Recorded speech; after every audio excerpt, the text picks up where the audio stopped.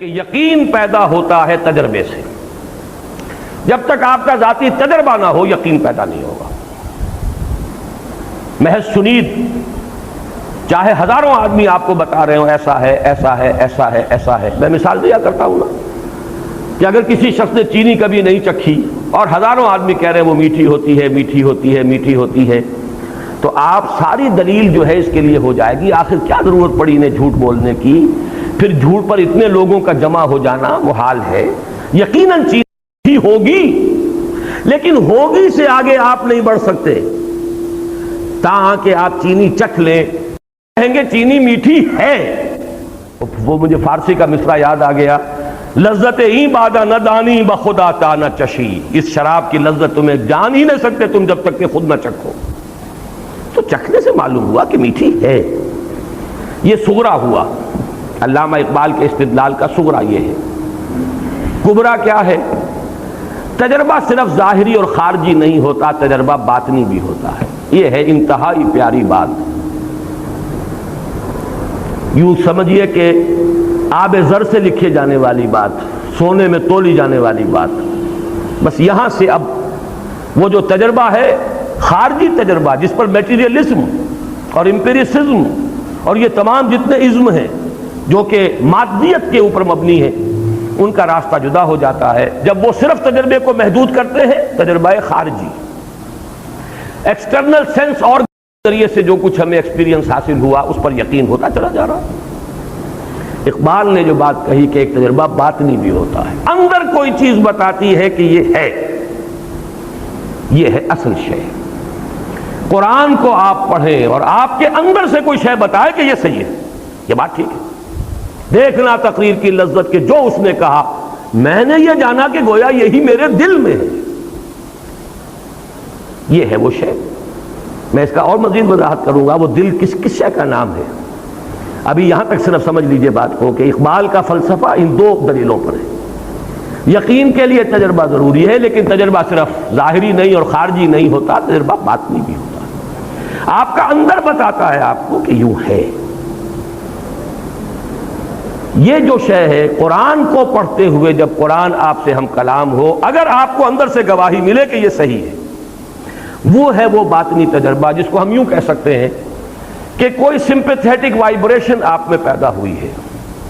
قرآن نے آپ کے شخصیت کے کسی باطنی تار کو چھیڑا ہے. یہ الفاظ زبان پر آئے ہیں تو مجھے ماہر صاحب کا شعر یاد آ گیا, ایسے کچھ تار بھی ہیں ساز حقیقت میں نہاں چھو سکے گا نہ جنہیں زخم و مضراب حواس. یہ حواس جو ہیں ہمارے جو ایکسٹرنل سینس آرگنز ہیں, بعض حقیقت کے تار ایسے بھی ہیں جن کو یہ حواس نہیں چھو سکتے, یہ کچھ اور شے انہیں چھوتی ہے, انہیں حرکت میں لاتی ہے, اس سے نغمہ نکلتا ہے. وہ جو ہے ایسے کچھ تار بھی ہیں ساز حقیقت میں نہاں چھو سکے گا نہ جنہیں زخم و مضراب حواس. وہ تار ہیں جس کو اب میں تجزیہ کر کے بتا رہا ہوں. وہ شے کیا ہے؟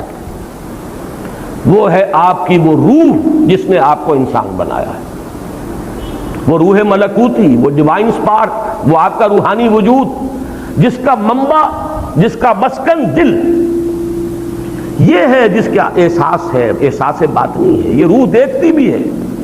قرآن مجید کہتا ہے نا فَإِنَّهَا لَا تَعْمَى الْأَبْصَارُ وَلَكِنْ تَعْمَى الْقُلُوبُ الَّتِي فِي الصُّدُورِ. آنکھیں اندھی نہیں ہوئی تھی ابو جہل کی اور ابو لہب کی, دل اندھا ہو گیا. یہ دل کا اندھا ہونا کیا ہے؟ دل دیکھتا ہے یعنی روح دیکھتی ہے, دل سنتا ہے یعنی روح سنتی ہے, اور دل کا احساس ہے, پرسپشن ہے دل کی, وہ ہے در حقیقت وہ جو اس کا انٹرنل اس کا تجربہ ہے. آپ کا دل گواہی دیتا ہے یعنی آپ کی روح وجد میں آتی ہے قرآن کو پڑھ کر. ایک بزرگ ہے اگی میں, وہ بہت ہی سادہ انداز میں بات کیا کرتے ہیں, بڑی پیاری بات ایک نے کہی کہ قرآن اور ہماری روح یہ ایک ہی گاؤں کے رہنے والے ہیں, پہچانتے ہیں ایک دوسرے کو. روح کہاں سے آئی؟ یہ سلوک روح قل روح من امر ربی.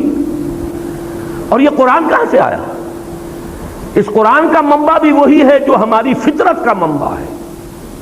فطرت اللہ التی فطر الناس علیہا, وہ روح جو ہم میں پھونکی گئی ہے اس کو اللہ نے کہا ہے من روحی فَإِذَا سَوَّيْتُهُ وَنَفَخْتُ فِيهِ مِن رُوحِي.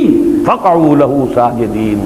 جب میں اس آدم کو تیار کر لوں، تخلیق مکمل کر دوں، نوک پلک سنوار دوں، سورہ ہجر میں بھی یہ آیت آئی ہے انہی الفاظ میں، اور سورہ صاد میں بھی آئی ہے، فَإِذَا سَوَّيْتُهُ وَنَفَخْتُ فِيهِ مِن رُوحِي فَقَعُوا لَهُ سَاجِدِينَ۔ اپنی روح میں سے پھونک دوں تو گر پڑنا اس کے سامنے سجدے میں۔ وہ روح ہے ہمارے اندر، اور یہ روح وجد میں آتی ہے، قرآن اس پر نازل ہوتا ہے، وہ وجد میں آتی ہے، یہ وجد ہے وہ کیفیت۔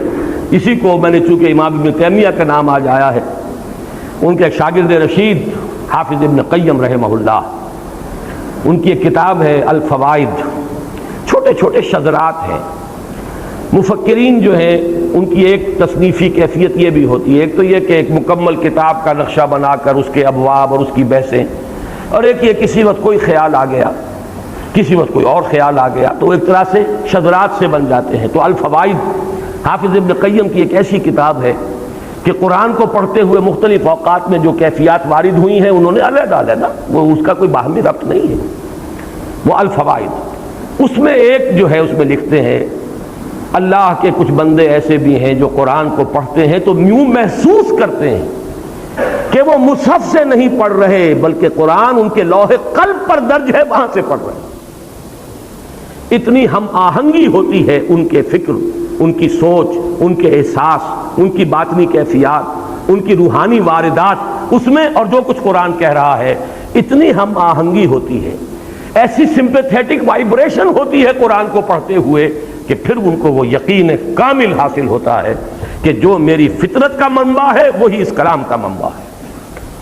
اور فطرت کا منبع کون ہے؟ فطرت اللہ التی فطر الناس علیہا، وہی اس کلام کا متکلم ہے۔ یہ فینومینن ہے، یہ طریقہ ہے جس سے قرآن اب ایک شعوری ایمان آپ کو عطا کرے گا۔ یہ ایمان اندھا بہرا نہیں ہوگا، یہ کانشس لیول کے اوپر ہوگا، آپ کے تھاٹ لیول پر ہوگا، آپ کی فکری سطح پر ہوگا۔ یہ قرآن آپ کی ہستی کے ان اندر کے تار جو ہیں، چھپے ہوئے تار جو حواس کی گرفت سے باہر ہیں، ان کو جنبش میں لائے گا، اس سے وہ نغمہ ملکوتی جو ہے وہ ظاہر ہوگا۔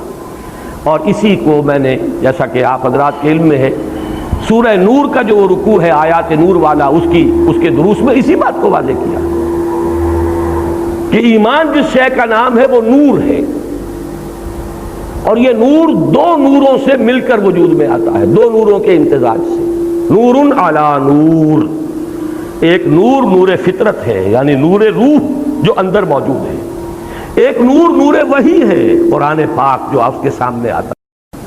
اگر یہ دونوں چیزوں کی ہم آہنگی ہو جائے، اگر وہ لینگویج بیریئر ہٹ گیا ہو، نیت صاف ہو، طلب ہدایت ہو، اور اب یہ لینگویج بیریئر بھی نہیں ہے، ہم کلامی ہے، وہ خاطبہ ہے اللہ کے ساتھ اور قرآن کے ساتھ، یا کم سے کم قرآن مجید کو اپنے دل تک پہنچنے کے لیے کوئی راستے میں رکاوٹ آپ نے باقی نہیں چھوڑی ہے، تو اب آپ کو ایسی ہم آہنگی محسوس ہوگی، یہ دونوں نور جمع ہو جائیں گے، نور علی نور یہد اللہ لنورہ من یشاء ویضرب اللہ الامثال للناس واللہ بکل شیء علیم۔ یہ ہے اصل راستہ۔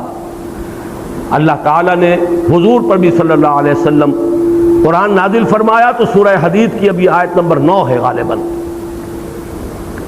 جہاں جھنجھوڑا گیا مسلمانوں کو، گویا کہ مجھ سے اور آپ سے خطاب ہے۔ یہ تو آیت نمبر 7 میں ہے، کیا ہو گیا تمہیں مسلمانوں؟ کیوں ایمان پختہ نہیں رکھتے؟ یہ ڈھل مل یقین، یہ شکوک و شبہات والا ایمان، یہ ہوگا والا ایمان، یہ ہے والا ایمان کیوں حاصل نہیں ہو رہا تمہیں؟ وَمَا لَكُمْ لَا تُؤْمِنُونَ بِاللَّهِ وَالرَّسُولُ يَدْعُوكُمْ لِتُؤْمِنُوا بِرَبِّكُمْ وَقَدْ أَخَذَ مِيثَاقَكُمْ إِن كُنتُم مُّؤْمِنِينَ۔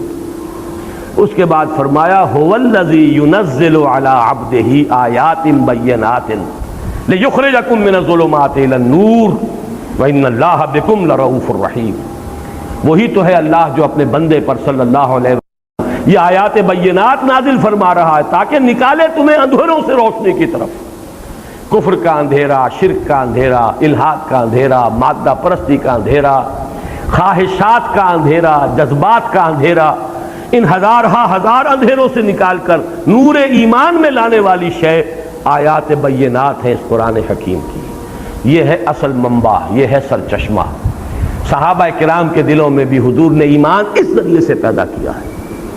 یتلو علیہم آیاتہ ویزکیہم ویعلمہم الکتاب والحکمہ. باقی اس پر مزید جس کو آپ کہیں گے بونس انہیں حاصل ہوا ہے وہ صحبت محمدی صلی اللہ علیہ وسلم. وہ بونس اب کسی کو حاصل نہیں ہو سکتا. البتہ یہ کلام پاک تو ہے، یہ تو حضور دے کر گئے ہیں. آپ کا جو آخری خطبہ ہے خطبہ حجۃ الوداع، اس کے آخری جملوں میں یہ بھی ہے قد ترکت فیکم ما ان اعتصمتم بہ لن تضلوا ابدا کتاب اللہ.